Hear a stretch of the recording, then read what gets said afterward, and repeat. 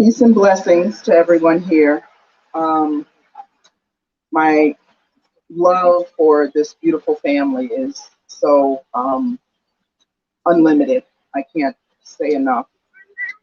I want to start with a brief message from another friend and colleague and comrade who worked closely with Malik, who um, asked me to share his remarks because he could not be here today, and the family had asked him to share some remarks. This is from Bill Ayers, and then I'll share my brief remarks. This is a time of tears for those of us who knew and loved Malik Alim. He is gone, and a gaping and irreplaceable hole has ripped in our hearts. I knew and admired Malik for years as an organizer and an activist, a thinker and a doer, a reliable presence in our movement. We said hello and chatted at demonstrations. We greeted one another with a hug at movement gatherings, but something changed qualitatively a year ago when we began collaborating to create our little backroom podcast about freedom. We may have looked on the surface like two very different people, an odd couple, but we clicked, and somehow we found unique synergy across the vast differences of age, race, background, but bonded by our common dreams of a world that could and should be, but is not. I learn from him every day, where to hold the mic and how to create studio conditions in the closet, but also when to shut up and listen, and how to make our messages more accessible and compelling. We mentored one another, and I learned and grew inch by inch. I will miss him greatly. Malik's passing is entirely upside down and out of. No parent should be required to grieve their son. No young child should have their poppy torn away. So tears keep coming, but not tears alone. It's been a time of intense remembering, of intimate laughter and intense embraces. Death took his life, but death did not end our relationship with him or with one another. No matter how far we go in memory, it is in the work of his hands, in the curious and impatient mind, in his family, and in each of us that we find Malik again and again. Those things are still unfolding, still in the making, still growing from the deep well of his life. The past is done, and yet life is still unfolding. And Bill sends, as he says, light beams of love to Malik's parents, siblings, to Christiana, and to the mighty Ori and Yari. From me, I echo many of Bill's eloquent sentiments. We never thought we would be here on this day in this way. From me and my family to Malik's beloved parents and siblings, to our beloved Christiana, and of course, holding up Yari and Ori, and Malik's entire extended family. Many of us have been in Malik's presence under many different circumstances over the years. Rallies, marches, joyous celebrations. But I have never felt his presence more powerfully and palpably than I do today. We come here in loving, memory and in celebration of the life of our brother. Let me acknowledge the enormous pain that we feel in this space. How could we not? We cannot excuse or ignore our pain, but we cannot and will not allow that pain against this tragedy to overshadow the power and importance of Malik's life and legacy. The joy he brought to his children and the joy he had. We will not allow the pain to overshadow the passion and clarity that Malik brought to his work and to us, to his work with the Chicago Community Bond Fund and his efforts to end cash bail, to his early work with the Black Youth Project 100 and later the Black Abolitionist Network and defund CPD and the Let Us Breathe Collective. To his work with so many campaigns and organizations in the city, Chicago Vote, CTJC, the City Bureau, and his 2019 podcast, Re-Up. And to his work with me at the Social Justice Initiative at the University of Illinois. We will not allow our pain to overshadow what Malik brought to each of us and to our lives. Malik was not a rich man. He was not a celebrity. He was not perfect, but he was profoundly, powerfully, and beautifully human. And for this, we loved him. He was gentle and he was kind. He was curious and smart and deeply committed to the freedom of our people. So what do we do now? We first acknowledge that we will all carry permanent scars from this loss. We will all be a little bit wounded and a little bit broken. But we will stand up and pull ourselves together in order to lift Malik up, and we will lift up and amplify his voice. I can hear him now in one of the podcasts that he narrated about the deepening crisis of our people in Haiti. He was profound. He was eloquent. That sound of that voice will be with me forever. We will keep him close in our hearts. We will wrap our arms around his children and beautiful family. I want to end with a poem by Maya Angelou, after which I will ask all of those who has Malik deep in their hearts today to respond with presente at the end. When great trees fall, rocks on distant hills shudder. Lions hunker down in tall grasses and even elephants lumber after safety. When tall trees fall in forests, small things recoil in silence, their senses eroded beyond fear. When great souls die, the air around us becomes light, rare, sterile. We breathe briefly. Our eyes briefly, we see a hurtful clarity, a memory suddenly sharpened, gnaws on unsaid that promise was never taken. Great souls die in our reality. Power to them takes leave of us. Our souls, dependent upon them, shrink. Our minds, formed and informed by their radiance, fall away. And when great souls die, after a period, peace flows, and always irregularly. Spaces fill with a kind of soothing electric vibration. Our senses restored, never to be the same, whisper to us, they existed. They existed. We can be and be better, for they existed. Malik was a great soul, and because he is no longer with us in the here and now, it means we have to do better. We have to run faster, talk louder, think deeper, fight harder, love sweeter, be fierce and forgiving. Because he existed and continues to be present in our lives and our families. We are freer because he fought with us and for us. We are stronger because he befriended us. We are larger because he loved us. Because he existed, we are more. Malik Alim, presente. Malik Alim. Thank you.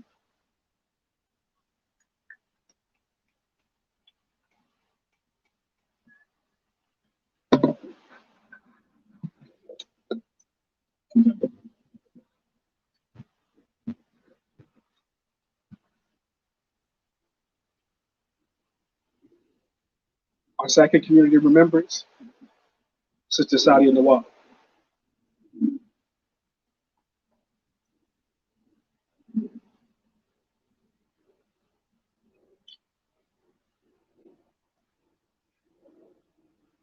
So I want to call up Jacinda Bully, poetry selection.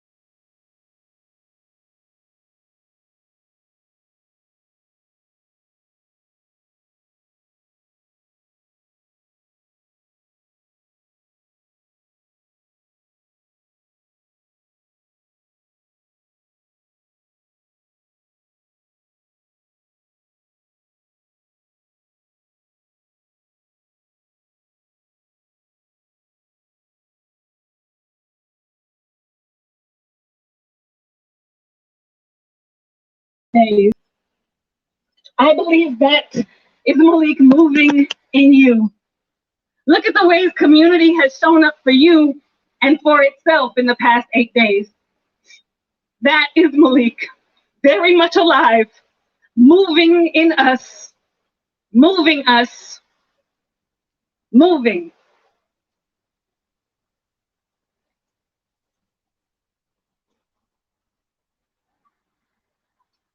When Ori and I made it back on the boat and I was hysterical, screaming, pleading with the heavens, Ori came into my lap and wrapped his strong little body around my head and stroked my hair and said, "Don't be scared, mommy.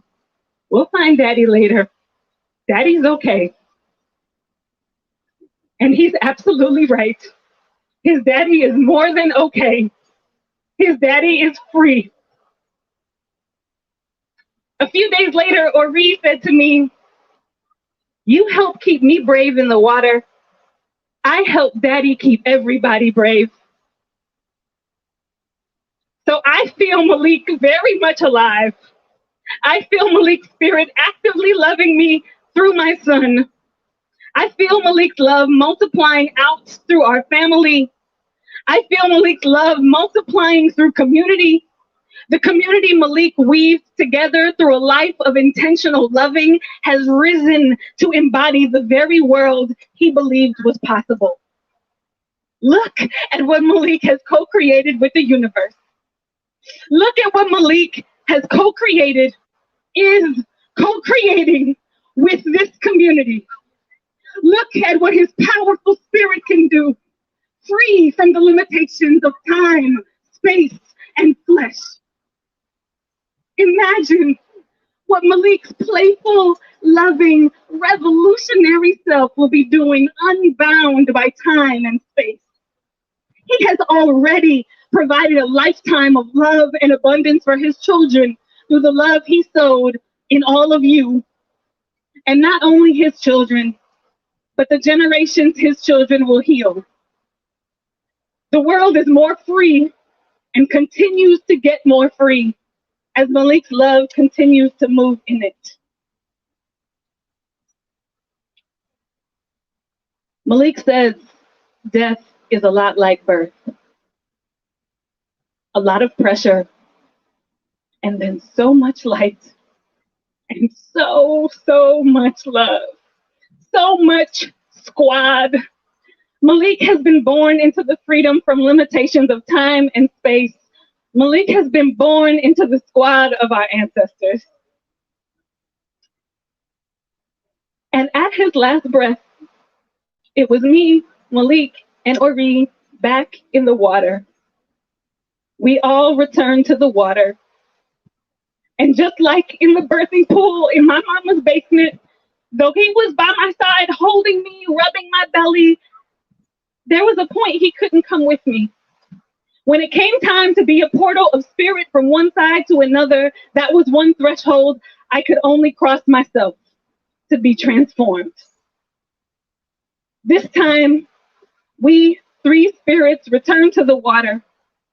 There was a point past which I couldn't join him, where Malik became that portal of spirit from one side to another, to be born into his freedom, to be born into his place beside his powerful legion of ancestors, to be called to his greater assignment. Imagine Malik's love pouring into the life of his community without the limitations of not remembering he ain't answered your text yet. Imagine Malik's love free to wrap itself around both of his children in the same moment, even when they're joyously living continents apart. Malik has been born into this greater assignment, and I know he's going to have so much fun with it. And now my assignment is to use my life to multiply out Malik's love a millionfold, to raise our son as a vessel for Malik's spirit and love. Malik is born into a greater assignment with greater freedom. You've heard about the wins his movements made on this side. Imagine the wins his movement innocent on the other side will steward for justice. So I know, with all the love he poured into the world, pouring back into me and his children, that I can hold down my assignment. To be as powerful a birth partner for Malik's vision of a new world as he was to me birthing our son. Long live Malik.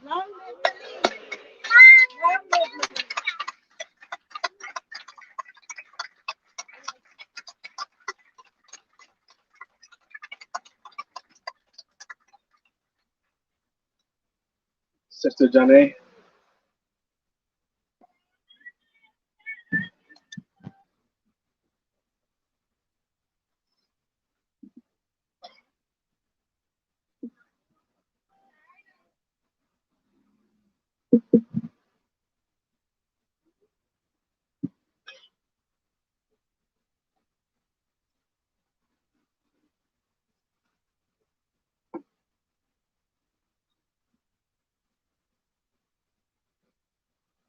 His eyes held stories so deep they poured from his eyes.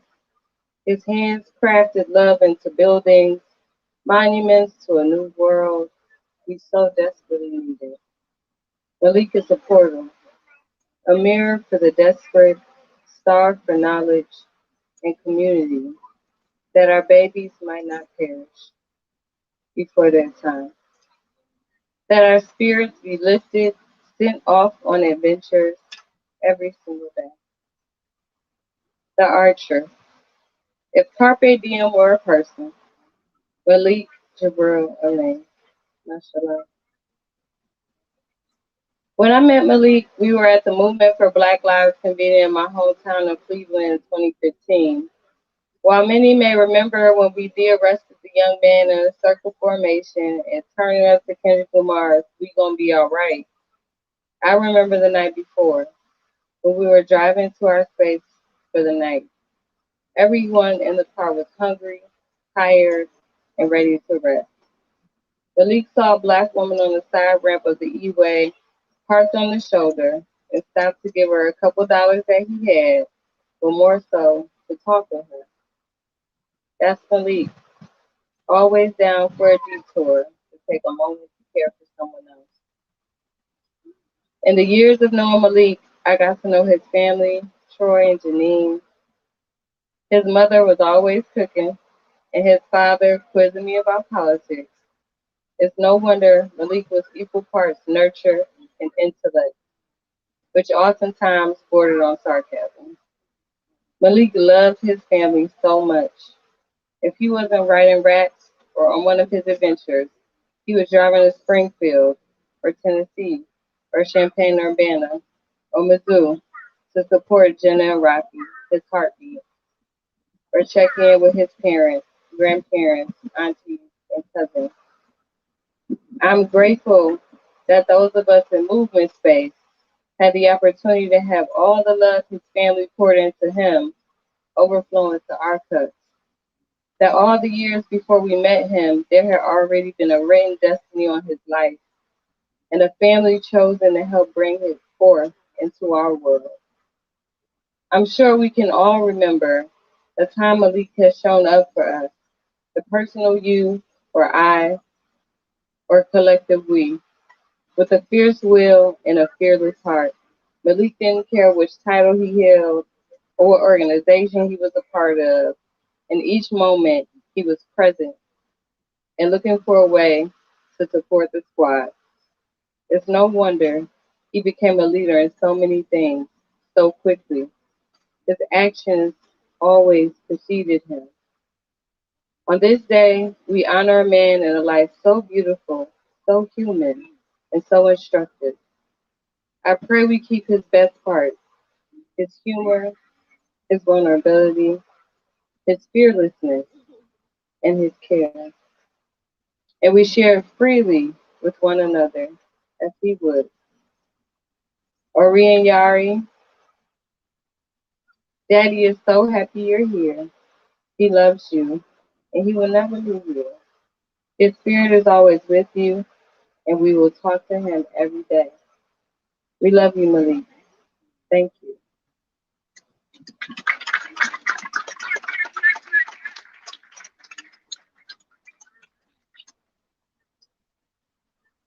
Brother Damon Williams.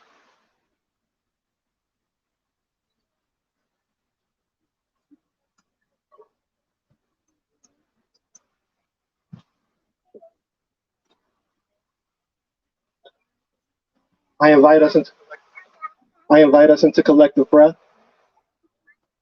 So if you will, please breathe in, breathe out, and continue. Breathe in, breathe out. Take one more breath intentionally at your own pace. Although I stand here with an immense, deep pain that I feel us all sharing in together, I'm grateful. I stand here in gratitude, not only for all that I was able to witness firsthand, but to be amongst witnesses. It is an honor to see this village. It is an honor, and I am propelled to be a part of this legacy that Malik Alim lived for. Malik was a true revolutionary soul, committed to creating a world worthy of knowing his spirit. He was an advocate for justice, truth. He was compassionate and committed to care. He was a builder and a maker, both with his hands and with his heart. And he was so passionate, so joyful, and dedicated to living life fully and wholly. Language that is truth, that is emerging amongst our community, is that Malik is love. I encourage you to say that with me. Say, Malik is love. Been working on understanding love and grateful to have had this teacher. To me, I understand love as the interaction of four life-affirming dynamics: acknowledgement, appreciation, nurturing, and protection. And Malik embodied all of these principles and dynamics daily and interconnectedly. Acknowledgement. He is a seer. He sees people with a joy and beauty. He was one of our greatest storytellers and record keepers. Appreciation. He saw the beauty in life every single day, was eager for new experiences, appreciated new places and spaces, and always recognized the value in every single person that entered any space that he occupied. A nurturer. It's glaring how much he cared for and tended to the development of happy life, healthy life. To know the man is to know he's the best daddy we've ever known. A loving partner, and the brother and the son that he was, taught him to give the world what it needs. And the way in which he fathered and loved his children is the way in which he showed up to the entire world, leading an example for us all to follow. Even when the world did not reciprocate back to him, I watched him also nurture himself. He was always learning, always eager to grow. He always had a podcast with a factoid that he's telling you about, some documentary or something cool he heard in a conversation with somebody else cool. Nurturing his own humanity so that he can be the lover of his tribe. And Malik was a protector. He would throw forth his energy and his body to ensure the well-being of others, the drop of a dime. He would sacrifice his own safety and comfort to protect. He was committed to healing. He acknowledged, he appreciated, he nurtured, he protected. I stand here in gratitude because it is an honor to have experienced brotherhood with him. He strived every day to align with freedom and liberation, and it was an honor to see his light, and it was an honor to see his integrity and nobility and struggle. He struggled for a better world, as we have named here today, in so many documented external ways. He struggled towards being a better self in ways that were admirable and commendable. He was one of the most accountable people I've ever met, committed and principled, even in his low times, which is a rare, unique gift. And he struggled for others. He was there for people whenever they needed. I've seen him stay up all night, standing outside of a building, just waiting for the call. I've seen him eager and willing to have hard conversations that we're all taught to avoid and run away from, but we know that healing are on the other side of. And he would struggle by just being there. He was willing to be a witness for you, willing to be a friend, willing to walk with you on your smoke break, willing to confer, willing to laugh, willing to be silly, willing to make the side eye when the meeting is going too long, or willing to take care of the babies. So we here all sitting who have bore witness, who continue to bear witness, we have a responsibility. And some of us may feel that we have been holding responsibilities, but now it is time for us to all deepen our commitment. We have a responsibility to deepen our commitment to love. We have a responsibility to honor his legacy each and every day. And we can do that most directly by holding and loving his family and being there and guiding and nurturing his children and his tribe. But most importantly, I think he would encourage us all to strive to love ourselves and others the way in which he loved the world. And that is all of our mission, and that is all of our assignment.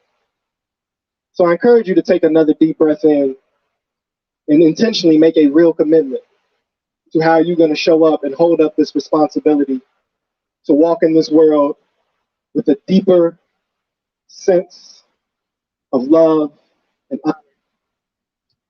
And I say to you, Malik, we are here for these babies.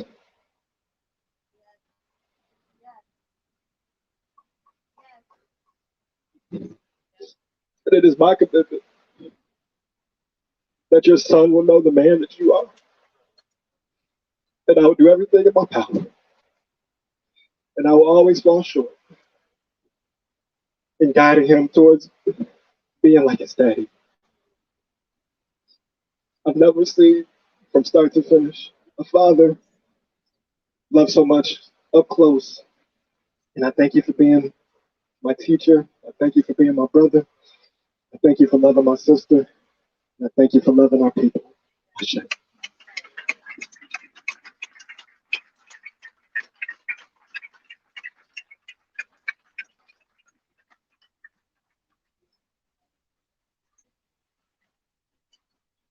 Next, family remembrance is a family reflection from Angel Gabriel.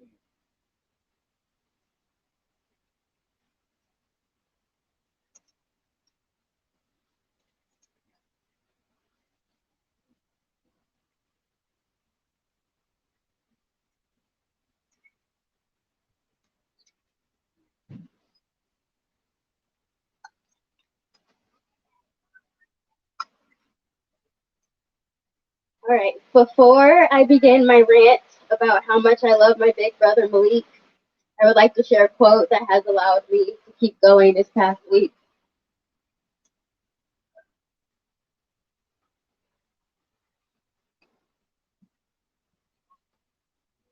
The other day, Malik and I were talking about a few iconic individuals, and he brought up Miss Frida Kahlo and goes, man, I bet we would have kicked it if she lived in this era. She's a queer brown revolutionary. We definitely would have been homies. So since Frida and Malik are probably somewhere kicking it right now, I'm sure she told him this. Nothing is absolute. Everything changes. Everything moves. Everything flies and goes away. Today and this day forward, I intend to be very intentional with the way I speak about my brother, because I know his spirit is with us right now and always, celebrating and relishing in all the love we have for him. With these intentions, I will be speaking about Malik in the present tense, because he will always be right here with us everywhere. Now, I know Malik is the humble flex type of guy, but we will all be yelling, "Long live Malik," to the rooftop always.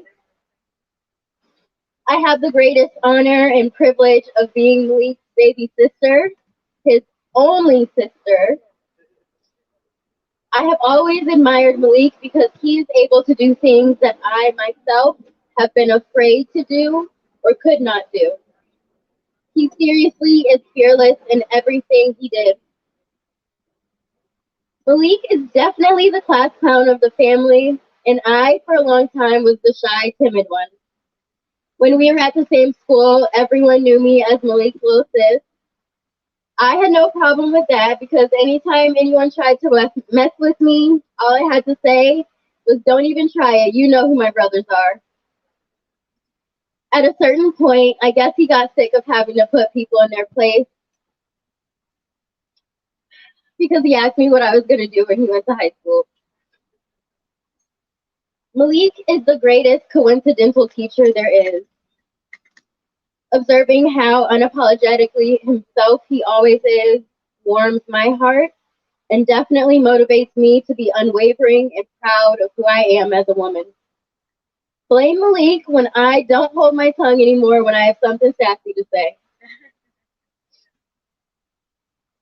As I recently moved back to Chicago last month,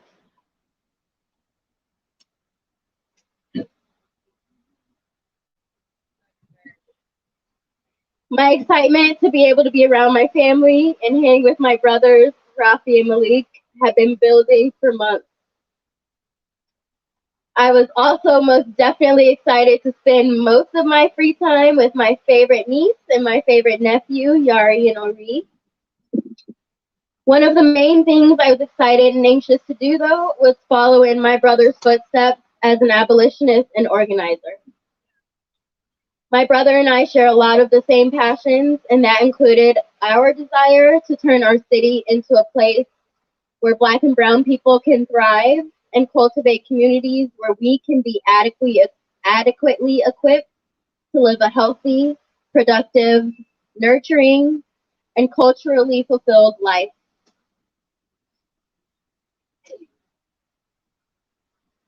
Malik, I have so much to thank you for. I am so beyond grateful for your willingness and enthusiasm to do anything for your favorite sister. I know I made you so proud when I graduated. And I strive to do that in everything I accomplish. What I learned recently, Malik, is that you admired my courage. I hope to be as courageous as you see me. But truth is, Malik, I'm terrified. I don't know how to do this life stuff without you. But what I know I have to do is embody a trait that you showed every single day. Your ability to go with the flow and deal with every card you're handled. Malik, I trust that you will continue to be my guardian angel, just as you did on this earth. I'm going to make you so, so proud. Thank you, Malik, for everything. I love you more than you'll ever know.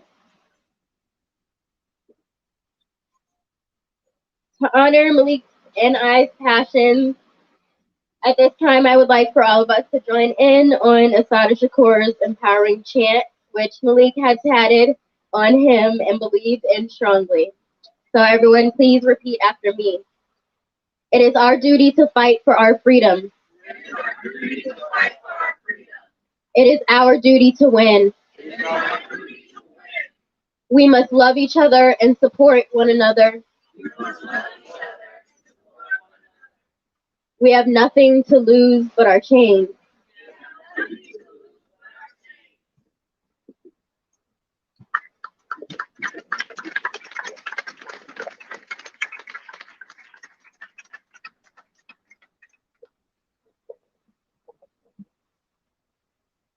We have one final remembrance from Prophet Alim.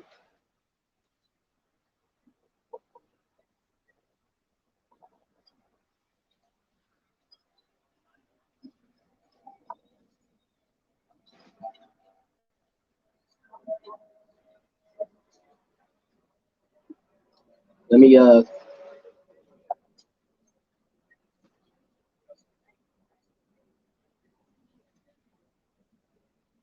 me just put my spectacles on real quick.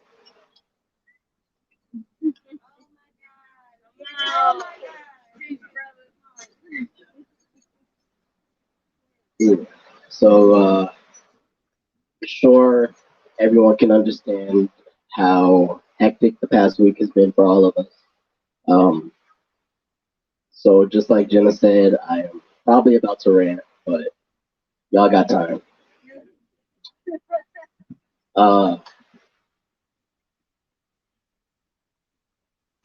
It's funny standing here right now, because for those of you who know me well, at important events, I tend to go all out and try to dress the part. And with everything going on, I didn't have as much time or intention that I normally would have in doing that. And I felt like I wasn't honoring him appropriately. But after thinking about it for a minute, I tried to give myself a moment to reflect, and I couldn't remember the last time that I saw Malik show up to an event appropriately dressed.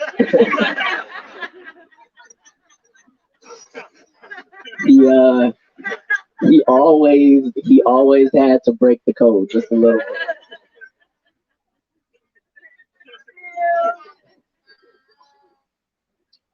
So one of my first thoughts in speaking today was wanting to offer some perspective or a little bit of insight into the relationship that I have with Malik. And again, I had to laugh at myself because I know for a fact that every single person that he ever spoke to felt like they had a special relationship with Malik. So I intend to just share a couple words about the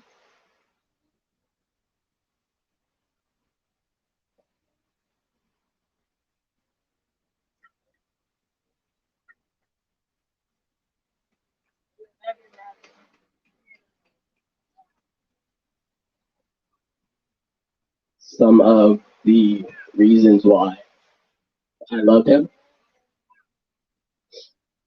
A lot of you all have known Malik for many years, and August 21st, 2021 was the first day of my life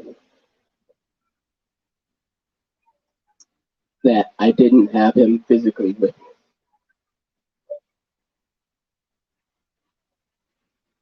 As a kid growing up, I always felt like I was chasing his shadow, his reputation.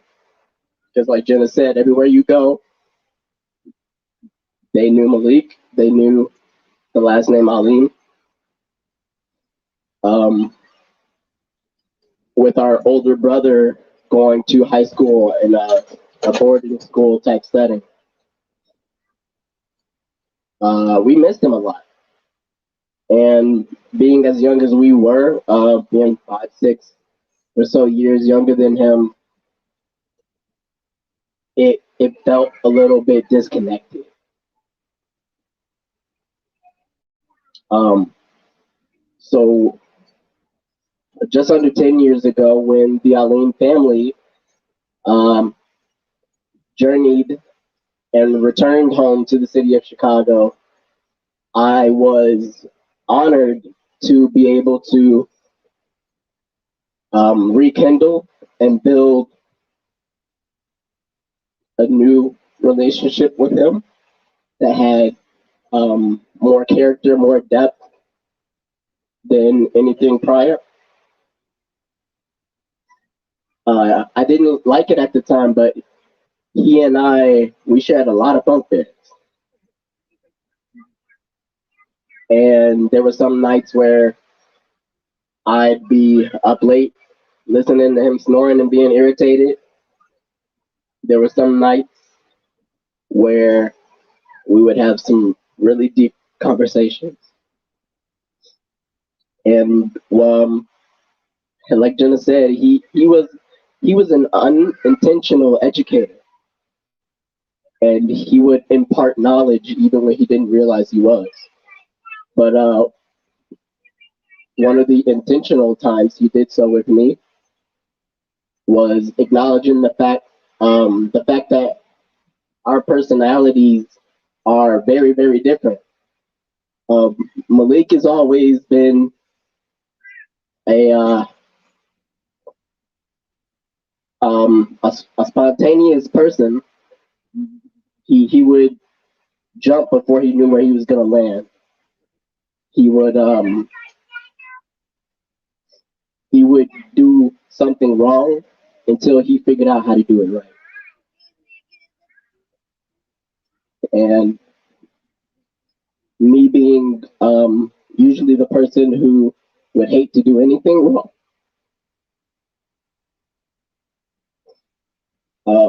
his example and his guidance um, kind of taught me that nobody is expecting perfection.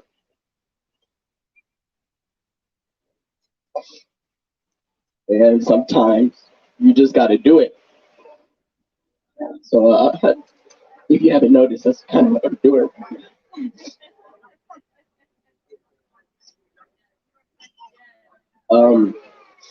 I got a whole lot of other stuff to say. So,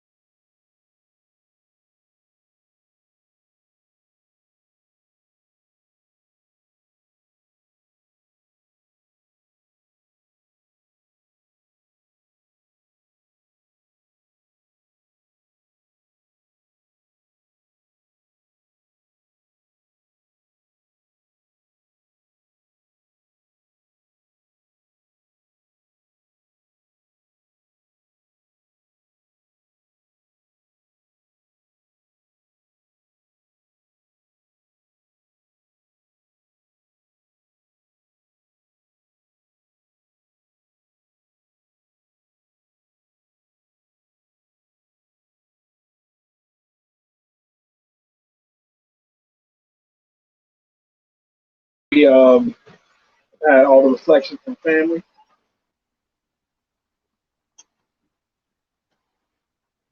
And we have final, by the way, when we finish these next couple parts of the program, we're going to break for a Dua prayer, where we're going to do the Janaza prayer also. So we communicated to them. We anticipated that we would do it at about 2 o'clock, but it looks like we might be doing it a little bit after 2 o'clock. Okay, give it to about 2:10. We're going to do Dua prayer, and then we're going to stand for the Janaza prayer after that. Okay. Brother Javed Aslam is our facilitator here, helping us to keep things organized.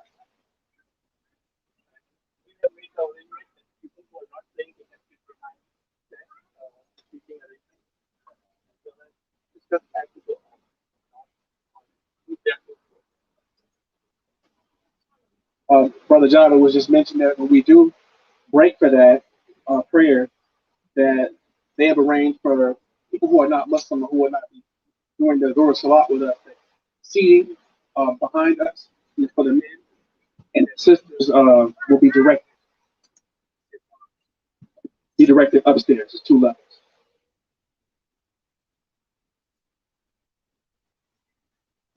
Our sister Jamila Woods has a musical selection, our final musical selection.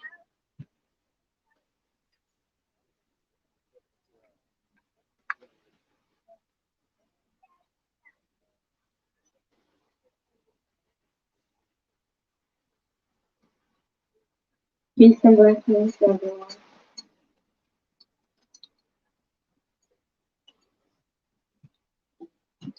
This song was written as a reminder that we come from something greater, and I'm honored to share it in honor of Malik.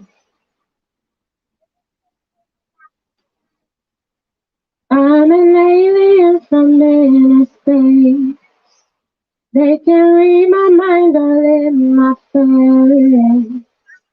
No one knows I'd rather spend my days alone on my pillow. I don't care what they say. I've been waiting for so long. Call me by my name. They keep telling me I'm wrong. We are not the same. I don't belong here. I don't belong here. I'm feeling high. My mind is gone. Can't find my home. I wanna go to my own private planet. I've been dreaming of little moon in my head. I'll be moving on. I'm well up and away. I'm way up.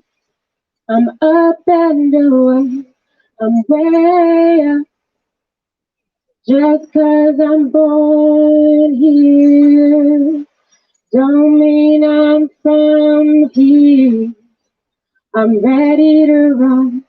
I'm rocket to sun. I'm way up. I'm way up. I'm an alien from inner space. They can read my mind all in my face. No one knows I'd rather spend my day alone on my pillow. I'm getting old, so color me gold. I'm ready to run. I'm rocket to sun, and it ain't so bad. So don't look so sad. 'Cause just 'cause I'm born here, it don't mean I'm from here. Just 'cause I'm born here, it don't mean I'm from here. I'm ready to run. I'm rocket to sun. I'm way up. I'm way up. High.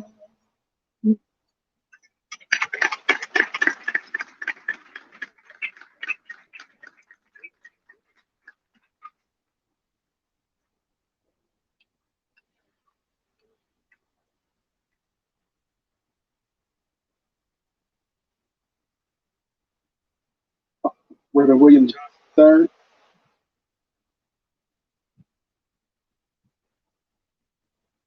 will share a quick thought with us.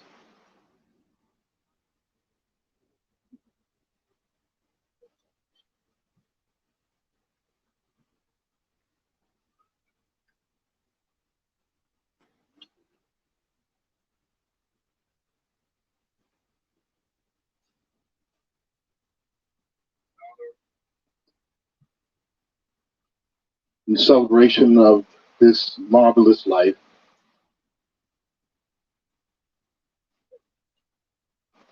Troy, Janine, Rafi, Jenna, to these magnificent moms, to all of you, greeting in God's name. I've been asked to share some words of comfort, but as I was sitting there and listening, I couldn't help but reflect on Saturday morning cartoons with Malik's father as first cousins with a set of Hot Wheels.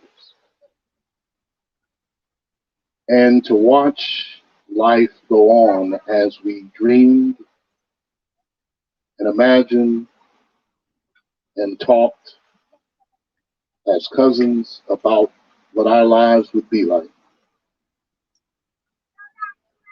It is an amazing thing to have the blessing, even at a moment like this, to hear the strength of your children as they stand up and celebrate the life of their brother. I wanted to say a few things about this vital, vibrant, and victorious life. All of us can imagine what we wanted our lives to be like, but it seems that Malik got his on special assignment to live with urgency a vital life,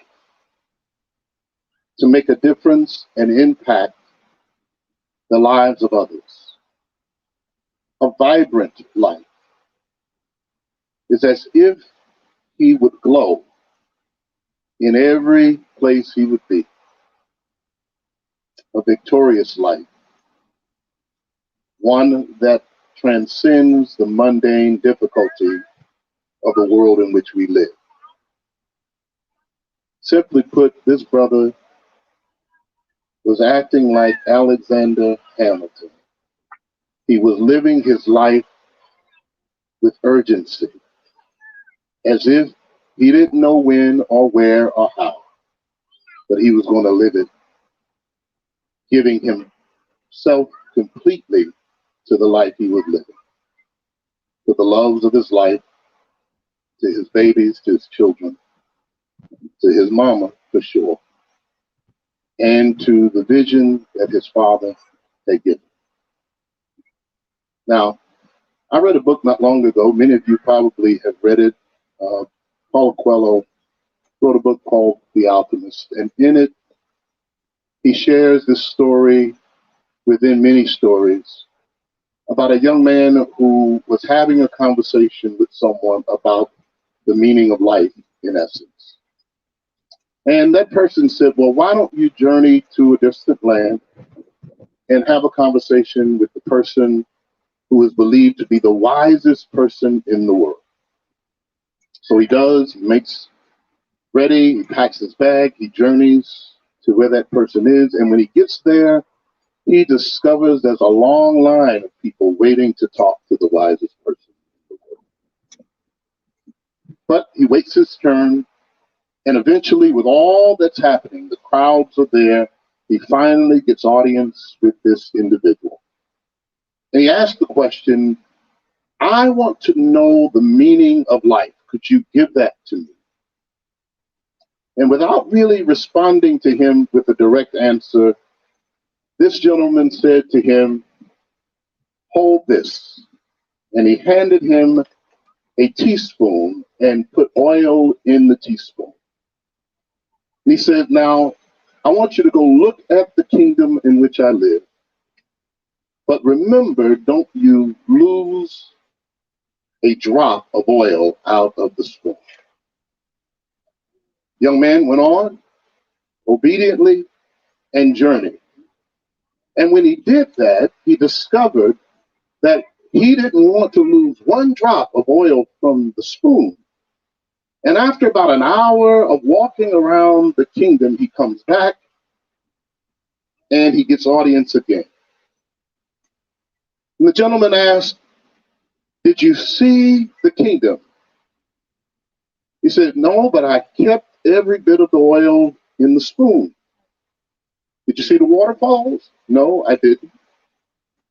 "Did you see the exotic birds?" "No, I didn't." "Did you see the beauty of the kingdom?" "No, I didn't." He said, "Well, go back and try it again." The next time he went, he was overwhelmed by what he saw. The beauty, the magnificence of the kingdom took his breath away. And when he came back, he started talking about all the things that were happening and all the things that he saw. And so the wise men said, "But what happened to the oil in your spoon?" He discovered that the point of life is to keep balance, to be able to love, but also be determined and focused on the purpose for which you were given life in the first place. Malik has lived a life of balance. May not look like it because he was working with a different vision. He saw something larger, something that his mom and dad couldn't give him, something that family and friends could not give him, but something only the divine could give him. He's done that. And he's given us a reminder in these shaky, turbulent, disruptive, difficult times, not to be dismayed by what we see, just to live the one life that we're given to the fullest. I like Rafi's words. I too, Rafi, lost two big brothers. I would try on their clothes and try on their shoes. But one day, my feet got bigger. And I tried to put on my brother's shoes. And what I discovered is that my feet were bigger than his. So I bought myself my own shoes. And I determined that my job was to fill out every space in my own shoes. I think that's what Malik is teaching us. We know he's resting and living and dancing and laughing with the ancestors. And if you know anything about our family, they kicking it right now in a real way. Somebody got some cards out. Somebody's having some good conversation. Somebody's remembering that we didn't just get here, but they welcomed him. So as we prepare to say so long, that's why we're here, let us be mindful that there is another group of people on the other side of the horizon waiting to receive him like good ancestors do. We're praying for ourselves. We love your family, and we love Malik. Long live Malik.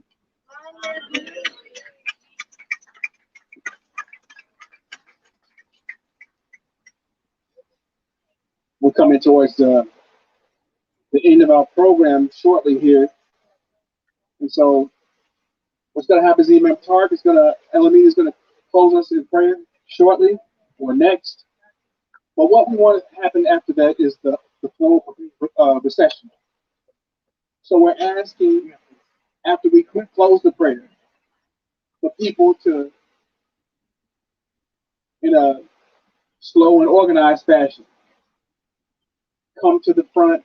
There are, I think, 300 roses. Should be one for everyone here. If we could, after we close the prayer, take a rose and put it in front of one of the pictures. So that is how we're going to transition from this space, and those of us who are going to pray Salatul Dhuhr from the floral recessional, we're going to move into the mosque. We're going to pray our afternoon prayer. We're going to do the funeral prayer after that. But you don't have to sit outside. Those of you who are not Muslim and won't be joining this salah, you can still come inside. There's places for the men to sit on the first level. The sisters will be guided upstairs. All right, remember, turn.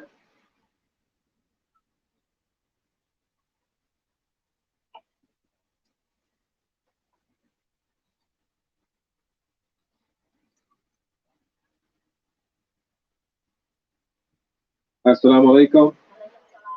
That is, may the peace that only God can give be upon each and every one of you. Alhamdulillah, Rabbil Alameen, wa salatu wa salam ala Rasulillah. That is, all praises due to God, Lord, cherish and sustain of all the systems of knowledge. And we send peace and prayers on his messenger, Muhammad. I want to first begin by saying that my prayers will not cease. And I believe, I rarely speak for other people, but I believe in this setting I can say that our collective prayers will not cease for this family, for his parents, his loved ones, all those that Brother Malik has touched. And within that prayer, we're praying for peace. And as I mentioned, this is a very specific type of peace. I want to give some explanations also about the Janaza.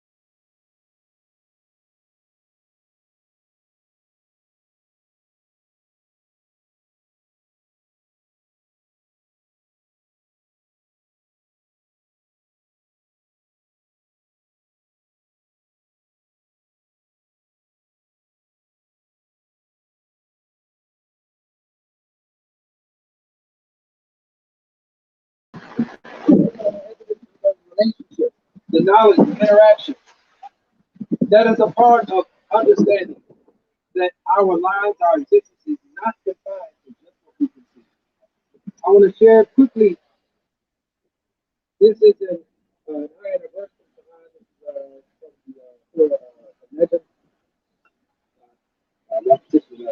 وأنه هو أضحك وأبكى وأنه هو أمات وأحيا. And that is, it is he who granted laughter and tears, that it is he who granted death and life. We'll go back to the first part. It is he who granted laughter and tears. It is not ironic, but it is once again a testament to the magnitude of the Most High, that we could be in a space where we are memorializing our brother, where there are tears, but there's also laughter at the same time. And that is one of the beauties that our Creator has given us, is that we can exist in multiple states at the very same time. In one moment, we're talking about taking clothes and hiding them. We're recalling the beauty of rubbing with cocoa butter and shea butter, on the belly, right? And then at the same time realizing that because of the transition, the eyes cannot see what the heart still feels, right? So there's laughter and there are also tears. But the peace that we seek, the peace that only God can give, is the peace that allows us to accept the transition, to accept the new assignment, not to understand what God has ordained, not to understand what the next level of that assignment is, but just to understand that it is an assignment that is going to be given to each and every one of us. And it is an assignment that none of us has any say-so over. So in our tradition, we're also called to recall, to think about, to bring depth, to bring this transition to mind often. Prophet Muhammad, peace and praise be upon him, he told the believers, he said to contemplate on death, to think on death, not to rob you of your life, but to let you understand that there is a finite amount of time that you have to do what you have been brought here to do. To give you a sense of urgency, to give you a sense of appreciation.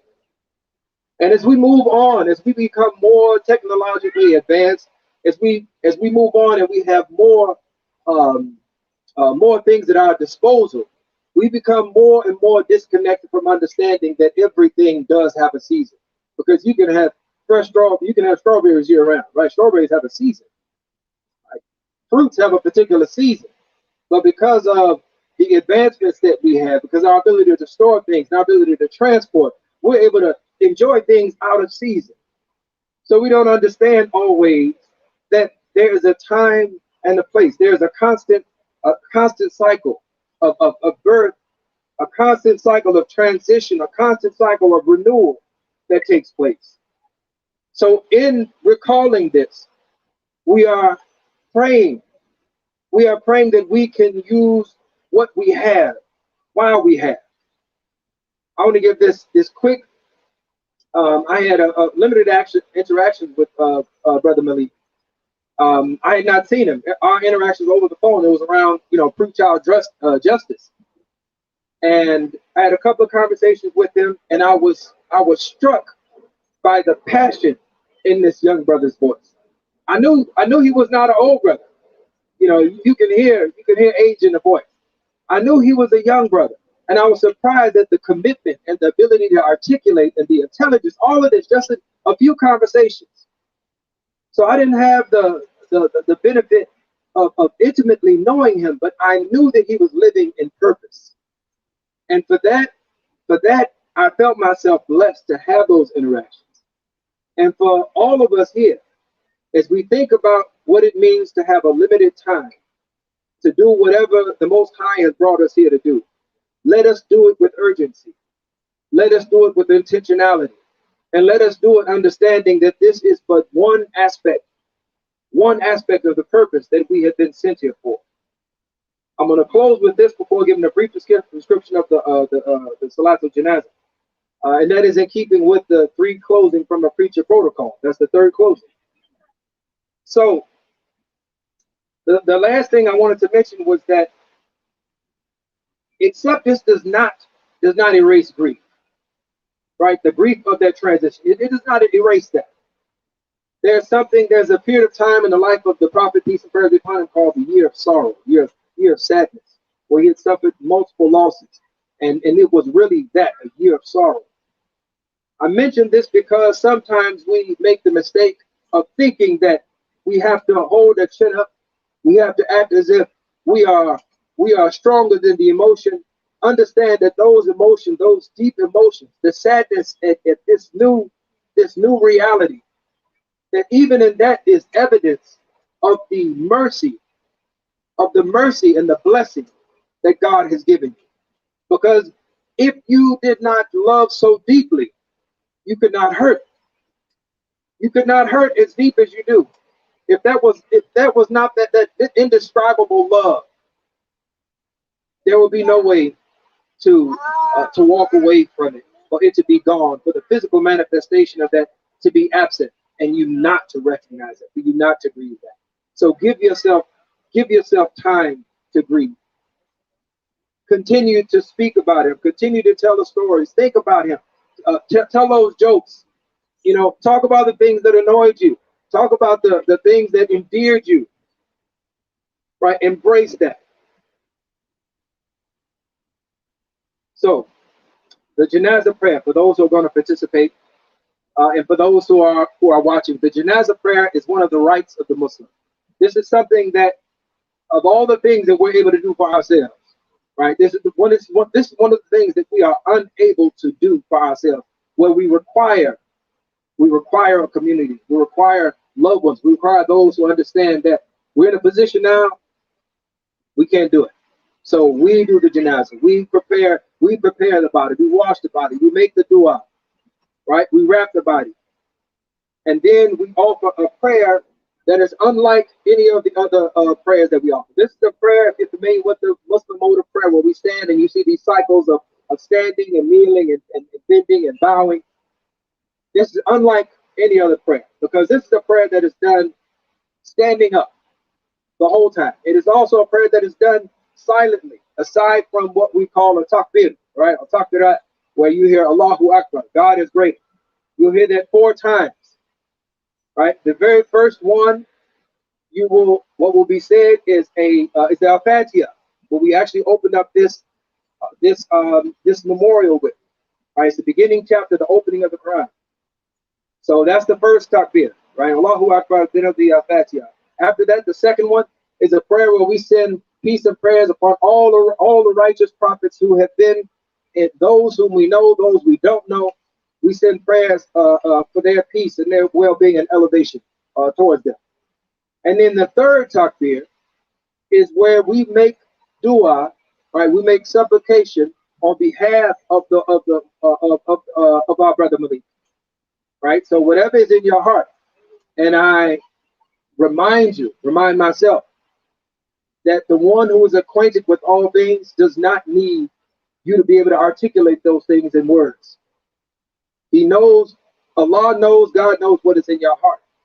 So simply approaching that with a sincere heart, where you are praying for the well-being, for the uplifting, praying that he is met with God's mercy and his reward, that any wrong or any error is forgiven, that is enough, right? But if you have something specific, go ahead and make those things known. And then the fourth takbir, the last one, is where you make whatever dua, whatever prayer is in your heart, for whatever it is, you make it at that point.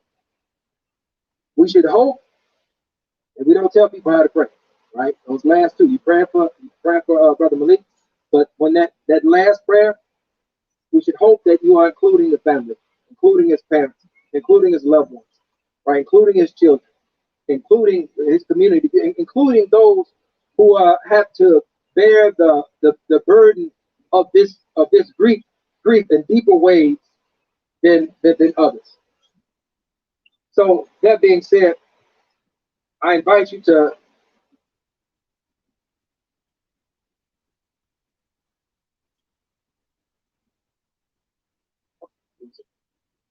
okay, all right. We don't want anything hanging over our brother Malik. So we didn't mention it before. We're going to mention it now. Are there any debtors? Anyone who has a claim against our brother Malik? Any debtors? Are there any debtors? Anybody who's owed something? We don't want to hear from you later.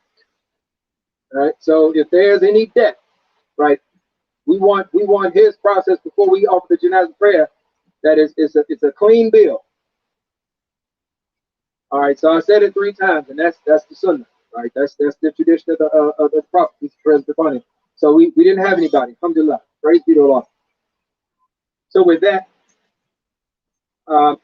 I'm going to simply close it with a short dua. I'll give the Arabic and then the English, and then we will go inside for I'm sorry. Then there will be the flower procession or the session. Yeah. Bismillahirrahmanirrahim. ربنا آتنا في الدنيا حسنة وفي الآخرة حسنة وقنا عذاب النار. Our Lord, give us excellence in this life.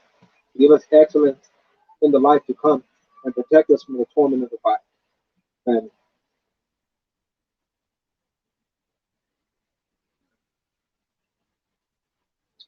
So at this time, those of you who wish to take a rose, I think it should be enough for everyone who wish to walk to the front, take a rose, and place it on one of the pictures. Please feel free to do so.